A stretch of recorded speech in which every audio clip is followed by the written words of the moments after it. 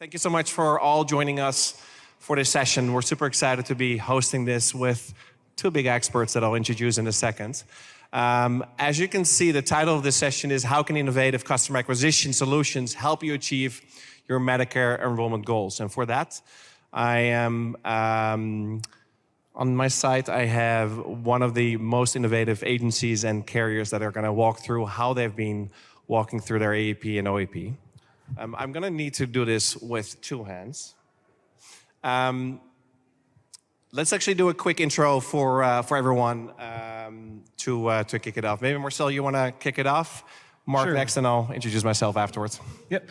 So Marcel Gathing, I'm the VP of National Strategic Accounts at Zing Health. We're a CSNP-focused plan currently selling in 6 states, primarily Illinois with Chicagoland, Detroit, Indianapolis, Cleveland, Akron, Nashville, Memphis, and heading over into the Mississippi side as well. So happy to be here and appreciate you guys taking the time.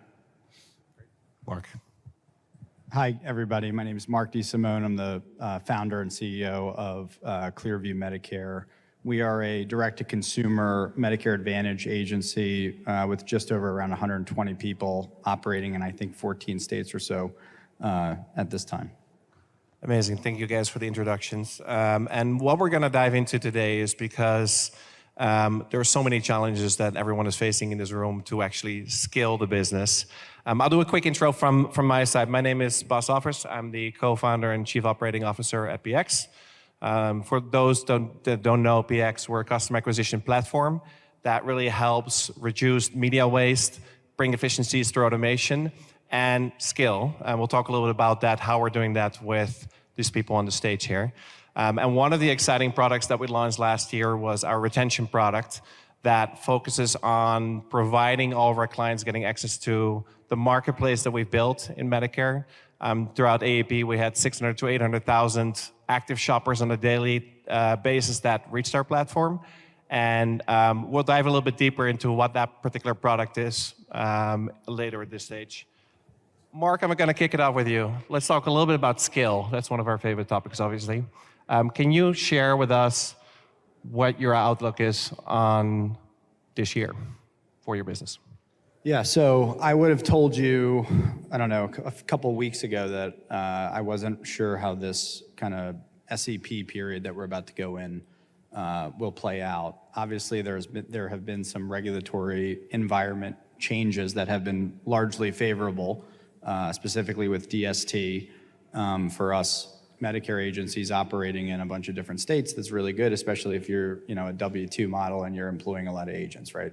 So generally speaking, I think I'm much more bullish than I was. Hopefully this administration is a bit less regulatory focused when it comes to CMS, although I think that's what everybody thinks, and we've had some comments that have been up and down, but you can only be positive. So I'd say I think the best is to come in the next coming years. Marcel, how do you look at this year for your business? So this is where I do the CSNP plug. Don't have to do it as heavily as I did 2 years ago. Everybody's kind of figured it out, but obviously with a lot of the changes to the DSNP marketplace in particular, it creates less opportunities to sell and lock in, right? And so where we see an advantage is primarily as a CSNP player, we're over probably 75-80% of our population is Black and brown in a CSNP product, right? So we're using the product to serve underserved communities and wrap around like a full clinical model. So we feel really good about our benefits being strong in the markets that we're in.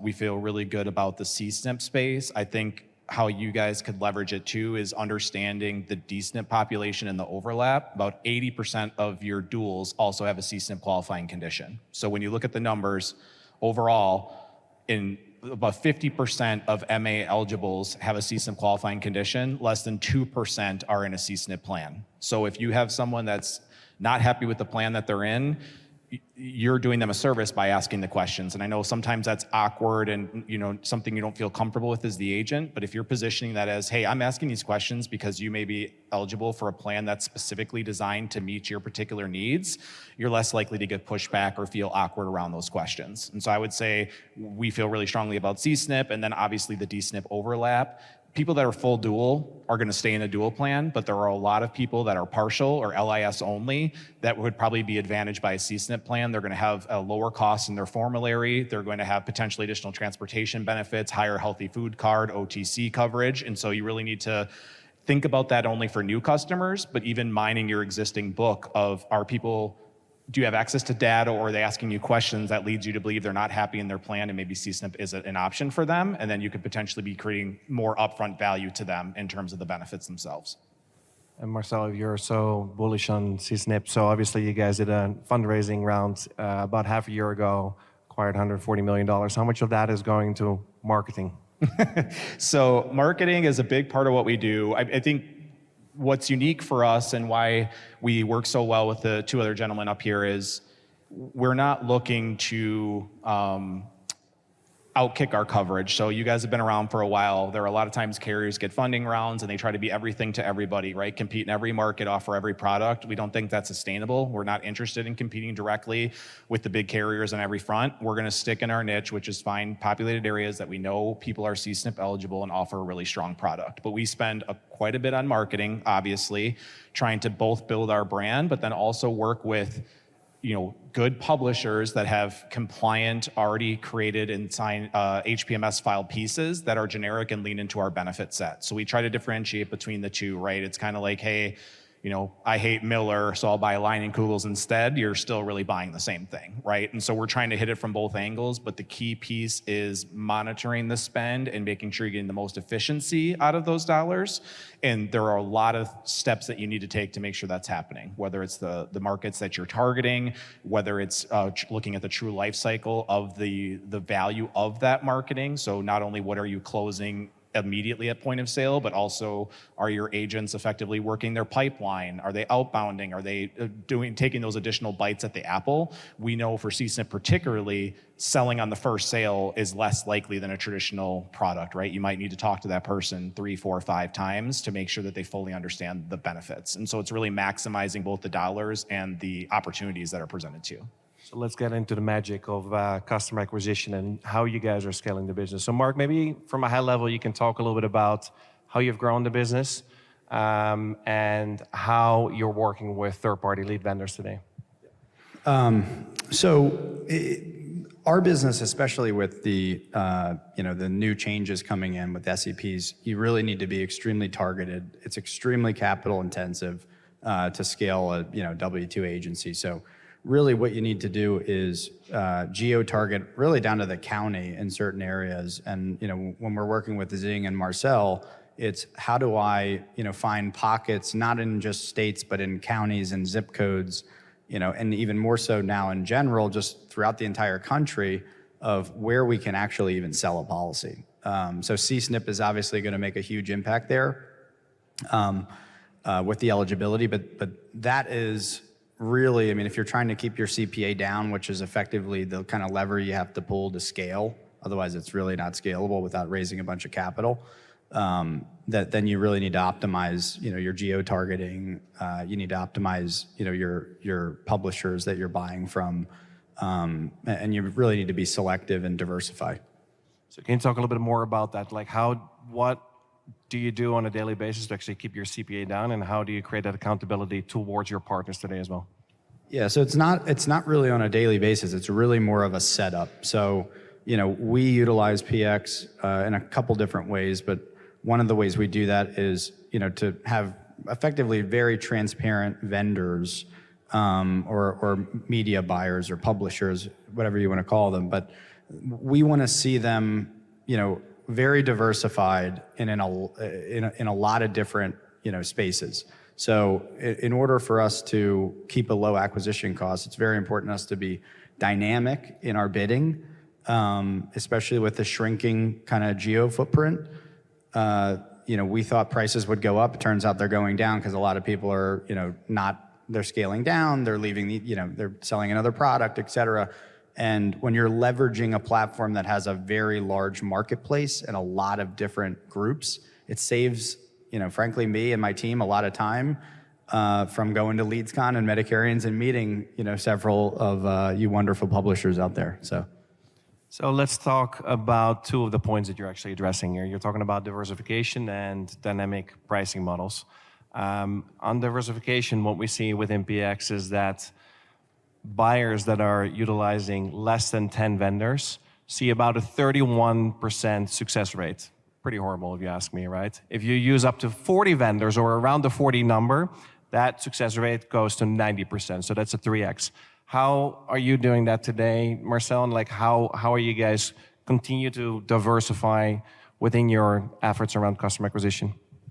Yeah, and there's two views, right? Like obviously there's the carrier view and then there's Mark's view from the distributor, right? So like it's important to us to build brand, especially as a younger, newer player. And so the dynamics in which we look at CPA or the cost of that is a little bit harder to ascertain. There are hard dollar amounts, but then there's also a halo effect that's created. So a lot of this comes back to optimization where we know regardless of how a plan is sold, what marketing effort drove that call, even if it's completed outside of a channel that we were expecting. So it's one-to-one, it's the importance of disposition reporting, it's the importance of understanding the pathways in which you acquire leads and the buyer demographic and patterns that are usually created there. So, if you're a field agent and you're buying field set appointments, that is going to perform, significantly better on average than if you're using a television commercial that's just generic leading into, hey, do you want more benefits, right? Of course, everyone wants more benefits, but it's about the intent,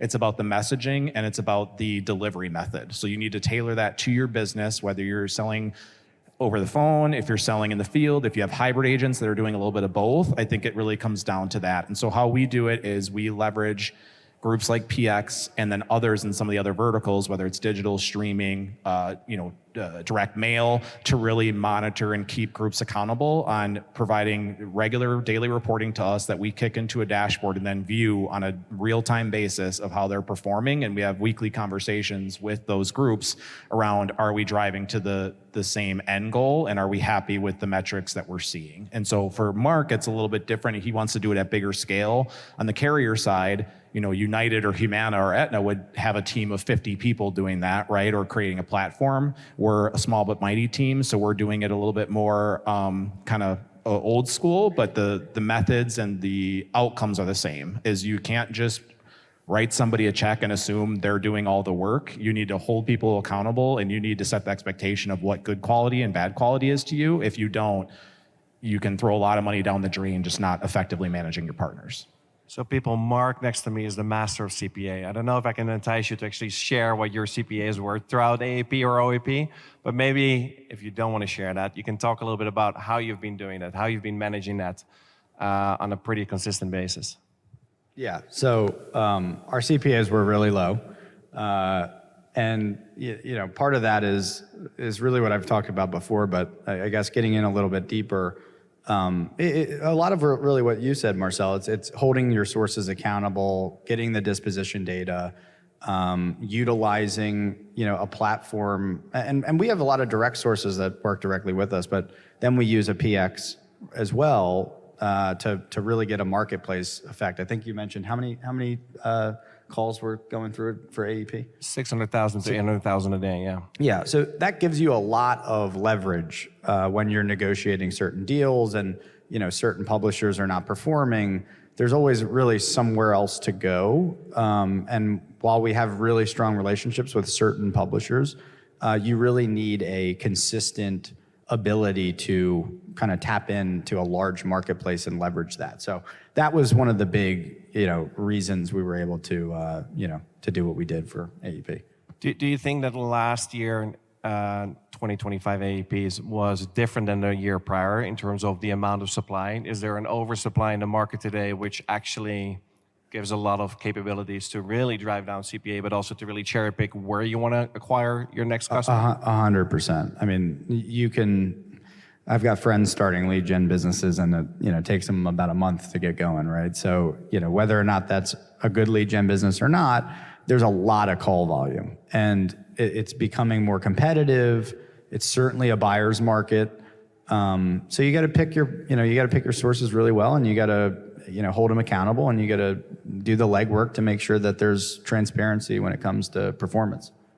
Marcel, we talked a little bit about CSNP. What's your number one ask for the room here? If there's partners that you're working with to have the most successful next couple of months ahead to utilize data or to actually work really together in doing a better job together? I think there's still a lot of education that can be done. So I think even though we're marketing, explaining what CSNP products are, there's still a lot of misunderstanding or just flat out no education at all around what those products are and how they're different. So I mean, I think if you've been in the marketplace for a while, went from HMO to PPO to $0, like this huge thing, and then DSNP wave came in. I think we're confident CSNP's the next wave of that, but there are some connotations that come along with asking around those conditions, and there are people that have maybe felt like they have been mistreated or stereotyped in the past based on some of those situations. And so it really comes down to like presenting the need of what is in it for them. And then a lot of times, yes, you use the flashy benefits to get the phone to ring or to have someone show up to an appointment, but really leaning into the actual health benefits, right? So yeah, it's great you have a healthy foods card and OTC, but do you realize that you have a care manager that's calling you on a regular basis and making sure you're taking your drugs and that you're going to your doctor's appointments? Like we're really trying to get back to what healthcare was really about, right? I think we all recognize that the supplemental benefits are attractive and you can use those as a hook, but you really need to lean into the benefits of the plan, and that's where we feel really confident. Talk about the formulary, talk about the reduced co-pays, use the marketing as a tool for you to get people to you, and then your value is explaining the benefit to them and the actual health plan. Let's switch it up a little bit and let's talk about our most favorite topic, compliance. As marketeers, we have to oblige to that as well. And I think in the last 2 years, there were curveballs every time prior to AEP. We had the 48-hour rule, we had one-to-one consent. What's going to happen this year, Mark? I mean, isn't that the question? I mean, I have no idea. So hopefully it stays the same as it was last year. I mean, the 48-hour rule for call centers, I don't know. Does anybody in the audience, has that ever been enforced once? I don't know. Everybody switched to inbound calls as we know, and we've seen kind of positive and negatives, no TCPA risk, but you've got a more of a switcher environment. You're calling ads on the internet or digital or social, however you're doing it. So to answer your question, boss, I have no idea what's going to happen this year. I hope it's just stability. I think that would be a really nice breath of fresh air for the whole industry. So, Marcel, do you think actually the Wild West got a little bit cleaned up over the last years, or are we still seeing a lot of shady practices? It's improved tremendously, I would say, from 2 or 3 years ago. A lot of times it wasn't necessarily malicious intent, but as some of the publishers got bigger and started using affiliates, so basically like downlines underneath them to drive volume, there was less oversight of some of the practices, and I think that's where things got a little sideways. That has been improved quite a bit. I'm uncertain. There's a lot of back and forth on what the current administration has said versus some things we've seen already. So, I mean, like today, the DOJ said that they're going to start pushing back on anti-competitive practices. We would like that to believe that helps us, but there wasn't a lot of detail given as to what that means, right? And then you've got different comments where, hey, if you're a proactive Medicare Advantage plan, you're doing the right thing for the consumer, that'll be looked strongly upon, and then the next day you've got a senator saying there's too many agents, right? So there's a lot of mixed messages in the space right now. I think we just need to continue to make sure people understand what our value is in this space. What we do is a noble profession. I know it's really easy to vilify you guys and the carriers, especially depending on which way in which you sell. So I think we need to continue to advocate for ourselves. I am optimistic that anti-competitive means making things easier for the consumer, because that's ultimately the pushback that we as a carrier tell CMS a lot of times is we understand that you're trying to make life easier for the consumer, but you're actually making it harder. You went from a simple ad to now you have to read a 15-paragraph disclaimer to explain who they sell, who they don't sell, what the legal entity is, in which states, and what products. Like, that's actually not helping a consumer. It's just making it more complicated. So I think if we can find a way to make sure we're compliant, but maybe make life easier for the consumer, that helps all of us. So we talked a little bit about CPAs, the cost per acquisition targets, and putting that as low as possible in terms of utilizing either technologies or holding accountability towards your partners. Let's talk a little bit about LTVs, because obviously in the last couple of years, LTVs have been under tremendous pressure. And I'm guessing that's pressure that's trickling down, even in the relationship between you guys. And we didn't talk about that yet. Maybe it's interesting for the audience to know how you guys work together and what both of your thoughts are on the pressure of those LTVs going into this year. You want me to take that? Sure, please. So LTVs in Medicare have effectively been, you see a lot of the publicly traded Medicare distributors and what has happened to their stock price in the last 4 years or so. Yeah, it's basically been a falling knife for 4 years, the LTV, and that is the main driver for what you're seeing at the, as far as the stock price goes. So I think we have bottomed, which is a really good thing. I think that everybody kind of realizes, hey, here's what a customer's actually worth. It's not worth, $2,000. It's worth $800. And here's how we need to optimize our media buying and our, KPIs to reflect that. So I think the industry's in a pretty good place. It's not too, it's not too fluffy right now. I see some people, we love to use acronyms in this industry. So LTV is lifetime value and KPI is key performance indicator. So it's fancy corporate lingo. CPA is cost per acquisition. So you'll hear it referred to different ways. Some people call it cost of acquisition. Some call it cost per application. Some call it cost per sale. They all mean the same thing, which is essentially what does it actually cost me to get an enrollment? So it's not just the lead cost or how you acquired the member. That could even include grassroots items. If you're in a chamber, if you're in a community event, you should be trying to understand how much of your time or money is going into that versus how many sales you get out. So even if you're not a big fancy lead buyer, but you're doing stuff in the community, you should be quantifying your effort to understand, is this a worthwhile endeavor or not? There are some halo effects to being in the community. You can get referrals and things like that, but we all are so stretched for time. I would be paying a lot of attention in quantifying everything you do as an effort, whether it's a lead buy, whether it's talking to your existing book, whether it's going to a community event. Is that actually working towards improving your business or is it not? And so we look at that as CPA and look at lead cost, but you can do that whether you're a field agent, a telesales agent, quantify your activity. But to Mark's point, what we're looking at is similar. LTV or lifetime value. What we're really saying is for you guys to be attractive to a carrier and to make money as a brokerage, we need to basically get to the 15th month of a policy. So that's really what it breaks down to. If they rapid disenroll, which means they leave the plan in less than 90 days, you all know you get chargebacks. That doesn't do anybody any good. But the window between 90 days and 15 months is really where you recuperate your cost and we recuperate ours. Really it's focusing on what are you doing at point of sale, but do you have a member retention program, which I'm sure will pivot us to retention, around making sure that those members understand their benefits and engage with the plan. When they do, they're more likely to stay. So are you doing those happy birthday cards, anniversary cards? Are you calling when the ANOC comes out instead of just hoping that they understand what the hell that thing is?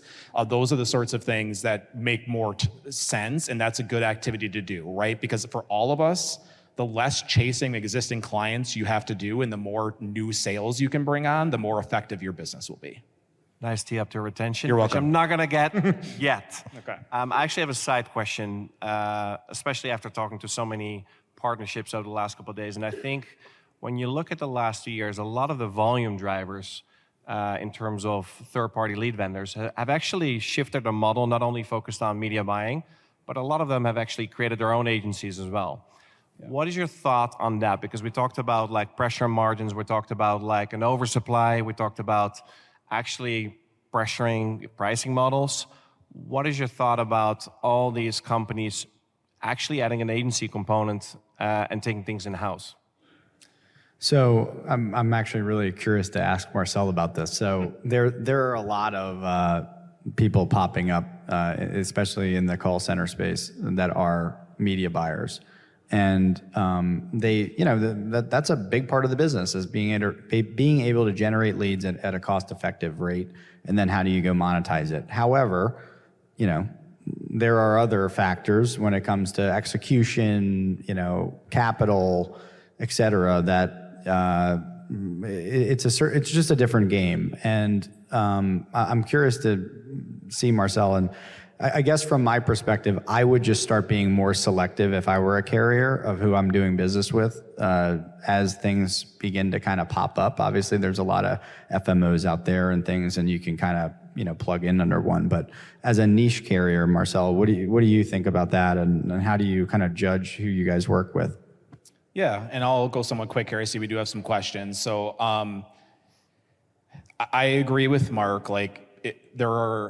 There's an abundance of suppliers and top of funnel volume. I think all of us need to be most mindful of, is it effective? And just because you can make a phone ring or you can have someone show up to a field appointment, if the quality isn't good, or if it's oversaturated, or they're not exclusive and you're dealing with the fourth, fifth time around, those are all things that to me degrade the quality of that lead. So to Mark's point, I think you will never have an issue finding suppliers regardless of which format in which you sell. It's the hyper focus on quality, compliance, and then I would say those agency models that are popping up, what portion of their traffic are they using? Are they still equally providing the best leads to others, or keeping those for themselves, which impacts the quality? So even if the price goes down. So those are the sorts of things I'd be thinking through. But to Mark's point, there's a lot of new people in the space, and to answer his question, ultimately, we are being a lot pickier as to who we work with. So when you come into a space as a new guy, you have to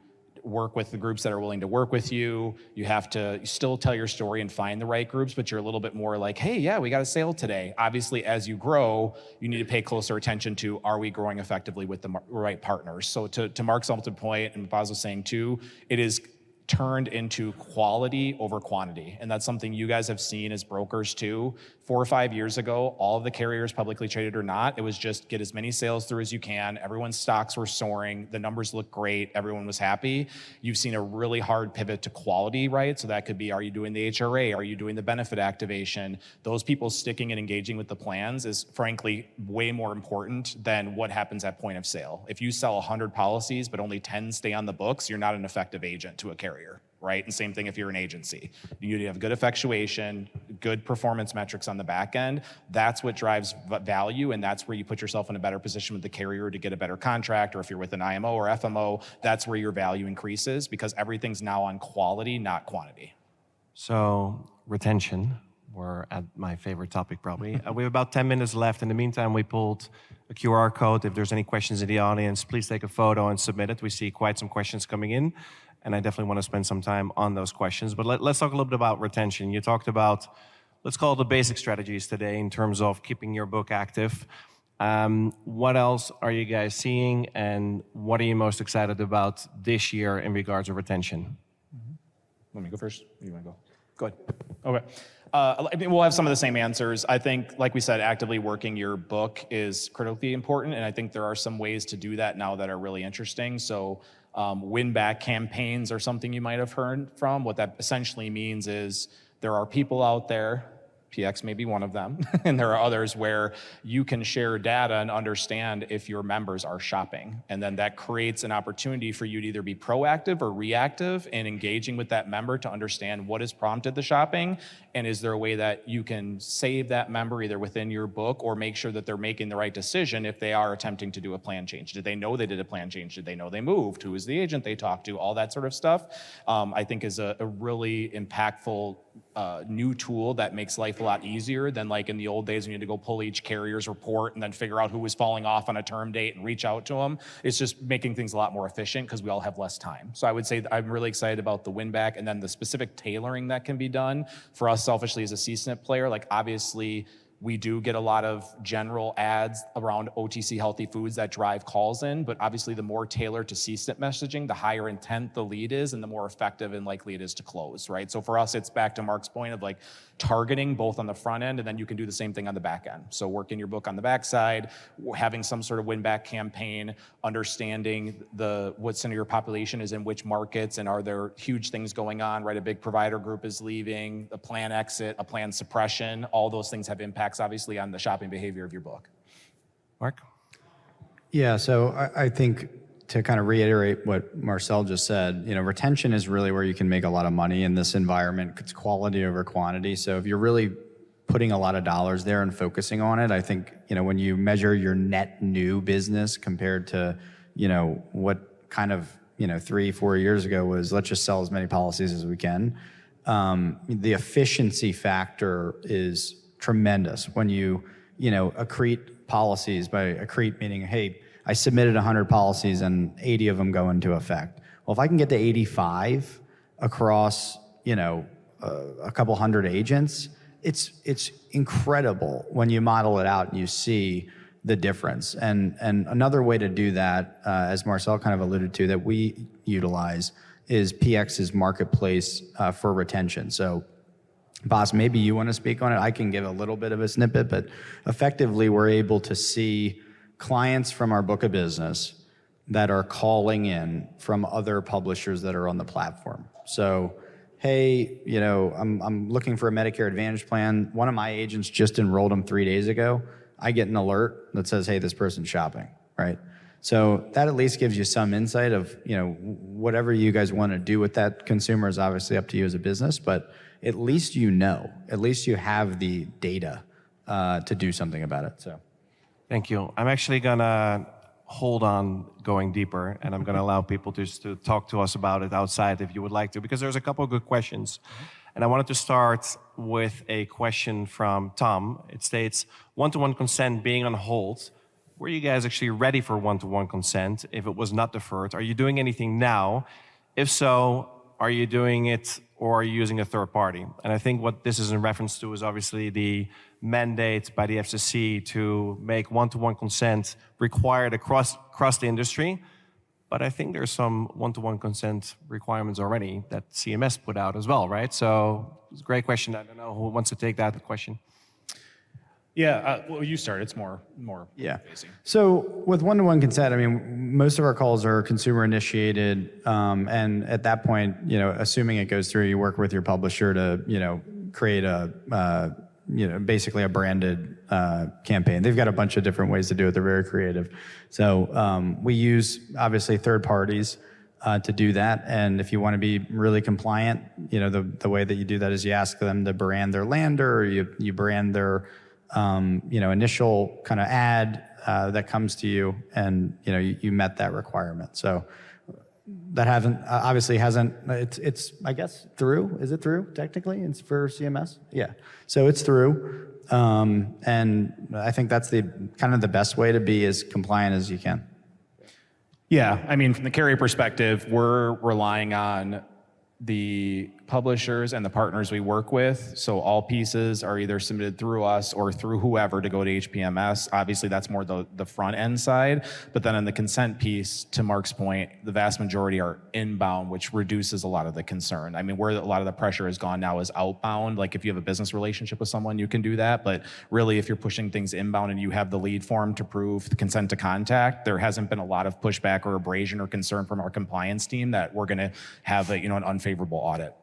Okay, 30-second answers max, guys, because we have quite some questions coming in. What's the industry average for CPA, cost per acquisition, on both the carrier and the broker side? Mm-hmm. I would say probably $250 right now. That's probably where everybody's at. $250 is what you hear. I'm a C-SNP plan in a few markets. Ours is higher, I'll tell you that. If you're looking for what lead cost is, just as a general number, it depends on the source. If you're looking for field appointments, it could be $50 to $100 depending on the source. If it's a call center lead, depending on whether it's warm transfer or raw, you're going to be looking anywhere from $30 to $75 depending on how targeted it is. Does PX oversee Medicare publishers for one-to-one consent? Yes.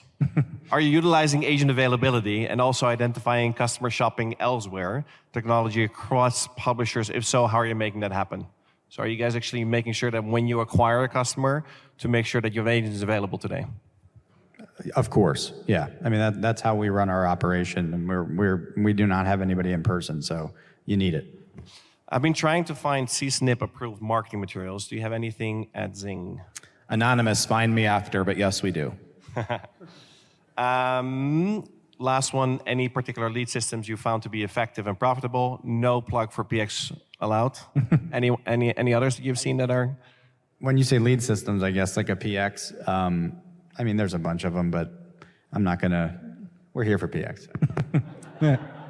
Is Zing being proactive in getting VCCs completed to help with retention. Our retention agents spend a lot of time working on VCC completion. I have 10 seconds, so I'll go really quick. We hang our hat on VOCC, so the big thing with CSNP has always been not being able to get them to fill out the form. We're at 87% pushing towards 90. The only other carrier that can get close to that is United because they own their doctors. Amazing. Thank you guys so much. I think we did a good job on time. Thanks. Appreciate it. Thank you.